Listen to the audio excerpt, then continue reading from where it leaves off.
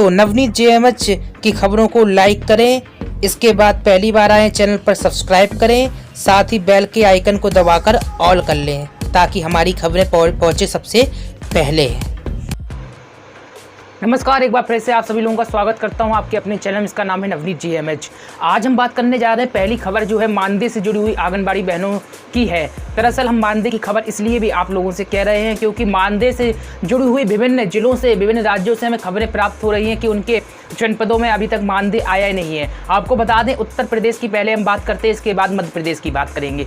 उत्तर प्रदेश की अगर बात की जाए तो अभी भी आंगनबाड़ी बहनों का कहना है कि उनके खाते में मानदेय नहीं आया है, जबकि उत्तर प्रदेश की सरकार का कहना है कि उनके खातों में मानदेय भेज दिया गया है। लापरवाही हो रही है तो जिला स्तरीय प्रशासन जाने और शासन जाने, लेकिन आंगनबाड़ियों के दुख दर्द है कि उनके जनपदों में मानदेय नहीं आया, कई जनपदों में मानदेय नहीं भेजा गया। और इसी के साथ ही आपको बता दें, अन्य जनपदों में मानदेय आया तो किसी में 4,500 रुपये आए और किसी में 1,000 रुपये बहुत बाद में आए। और यहाँ तक की सच्चाई ये भी निकल कर आ रही है कि 1,000 मानदेय नहीं आया, किसी के यहाँ 45 नहीं आए। आखिरकार किस तरीके से बंदरबाट किया जा रहा है, मानदेय का वितरण किस तरीके से किया जाता है, कहीं ना कहीं ये बड़ा सवाल खड़ा करता है। आखिरकार सरकार की नीतियों के खिलाफ आंगनबाड़ियाँ तभी आक्रोशित होती हैं क्योंकि उनका वेतन काम करने के बाद भी समय पर नहीं मिलता है। और उत्तर प्रदेश सहित अन्य राज्यों की भी ऐसी स्थिति, ऐसा नहीं है कि अन्य राज्यों की स्थिति अच्छी हो।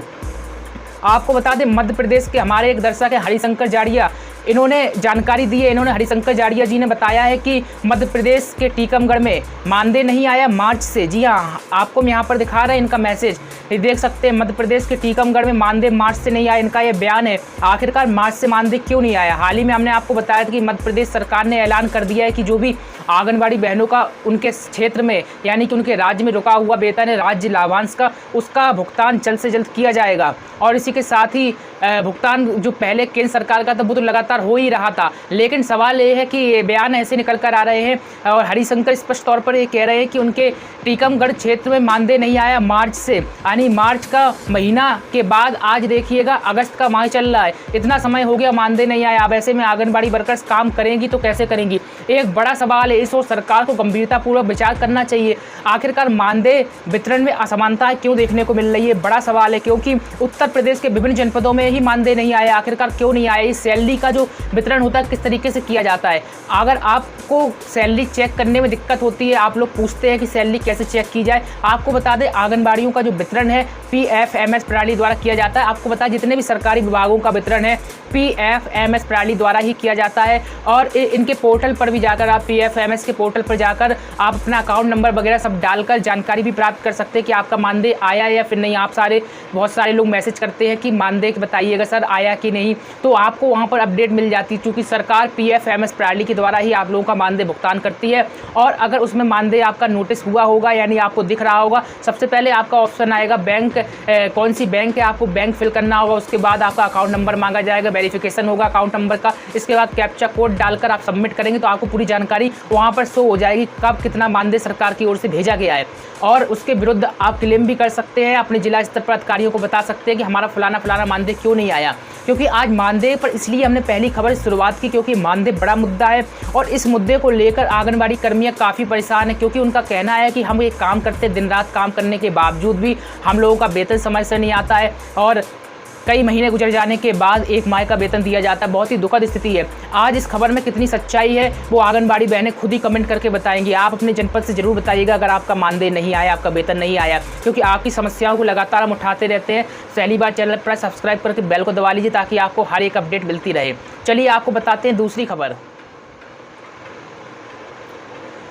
अगली खबर जो उत्तर प्रदेश के बदायूं जनपद से आ रही, लगातार एक के बाद एक जनपद आंगनबाड़ियों को रिटायरमेंट का काम कर रहे हैं। लगातार हमने आप कई जनपदों की खबर दी, अब बदायूं जनपद से खबर आ रही है। आपको बता दें, बाल विकास विभाग ने 62 वर्ष की आयु पूरी कर चुकी बुजुर्ग आंगनबाड़ी कर्मियों को रिटायर करने का फैसला कर लिया है। और आपको बता दें, कार्यकर्ताओं को चिन्हित किया जा रहा है, सूची बन रही है और सबको एक साथ सेवानिवृत्त करने की जानकारी भी प्राप्त हो रही है। और आपको बता दें, ये भी जानकारी प्राप्त हो रही है, इसके बाद नई प्रक्रिया शुरू की जाएगी, यानी कि जो भर्ती की प्रक्रिया है, जो शैक्षणिक आधार रखा गया भर्ती के लिए, वो प्रक्रिया शुरू होने वाली। चूंकि जब आंगनबाड़ी कर्मी रिटायर होंगी, चाहे कार्यकर्ता हो सहायिका हो, तो जाहिर सी बात है कि वो पद खाली हो जाएगा और वो पद खाली हो जाएगा तो शासन की क्रियाओं का शासन की योजना को क्रियान्वयन कौन करेगा? इसके लिए निश्चित तौर पर आंगनबाड़ी कर्मियों की वैकेंसी निकाली जाएगी और भर्ती की जाएंगी। आपको बता दें, पहले आंगनबाड़ी कार्यकर्ताओं को सेवानिवृत्त करने की प्रक्रिया नहीं थी। शासन ने अब आंगनबाड़ी केंद्रों के अपग्रेड कर प्ले स्कूल की योजना बनाई है और आंगनबाड़ी कार्यकर्ताओं को मौके पर जाकर काम करना होता है। लेकिन अब सरकार का कहना है कि बुजुर्ग आंगनबाड़ी कर्मी है जो कार्य करने में सक्षम नहीं है, तो इस कारण से उनको 62 वर्ष की आयु में हटाया जा रहा है और उनको चिन्हित किया जा रहा है। आपको बता दें, नई भर्ती में स्नातक आंगनबाड़ी कार्यकर्ताओं को वरीयता दी जाएगी। बड़े ही गौर करने वाली बात है, क्योंकि जो आंगनबाड़ी विभाग में आना चाहते हैं उनके लिए महत्वपूर्ण खबर हम आपको बता रहे हैं, महत्वपूर्ण सच्चाई बता रहे हैं, ये जानकारी निकल कर आ रही है। वैसे तो आंगनबाड़ी कर्मियों की योग्यता इंटर मांगी जाती है, लेकिन जानकारी मिल रही है कि स्नातक आंगनबाड़ी कर्मियों को वरीयता दी जाएगी, यानी कि प्रायोरिटी पहले उन्हें दी जाएगी, उसके बाद इंटरमीडिएट की आंगनबाड़ी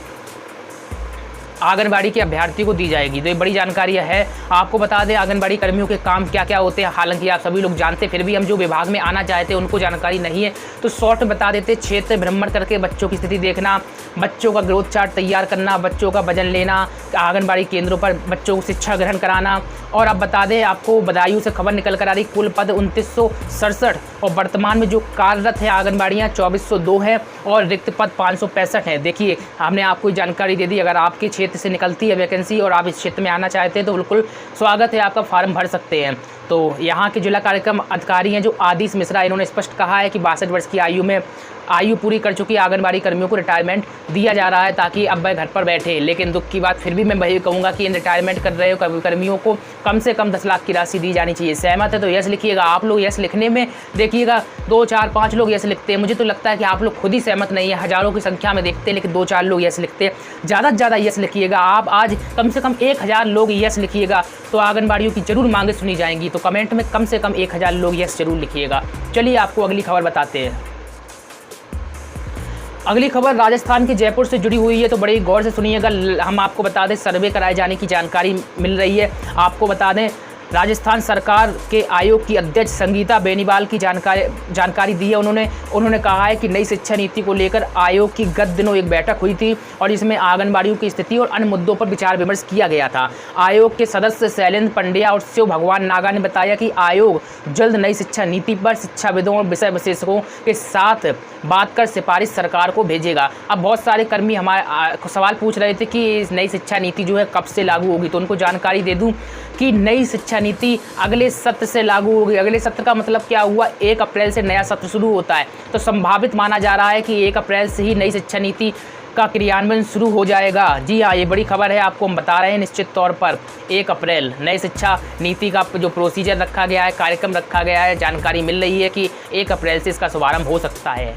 अगली खबर छत्तीसगढ़ के रायपुर जगदलपुर से हम आपको बता रहे हैं। बड़ी ही खबर है इसलिए हम कह रहे हैं क्योंकि दरअसल आंगनबाड़ी कर्मियों पर बड़ी ही कार्रवाई हुई। आपको बता दें 2017 की फरवरी में शुरू की गई प्रधानमंत्री मातृत्व वंदना योजना का लाभ गर्भवती महिलाओं को उम्मीद के मुताबिक नहीं मिल रहा। 2000 से अधिक आंगनबाड़ी कार्यकर्ताओं, इतनी ही सहायिकाओं और 50 से अधिक सुपरवाइजर होने के बाद महिला बाल विकास विभाग योजना का लाभ केवल 60% महिलाओं को ही दे पाया। 40% महिलाओं को इसका लाभ कब मिलेगा, इसका जवाब देने में सभी असमर्थ हैं। लापरवाही को लेकर जिला कार्यक्रम अधिकारी जो यहाँ के, इन्होंने 355 आंगनबाड़ी कार्यकर्ताओं को कारण बताओ नोटिस जारी कर दिया है। तो ये बड़ी खबर आपको हम बता रहे हैं रायपुर से, छत्तीसगढ़ के रायपुर से।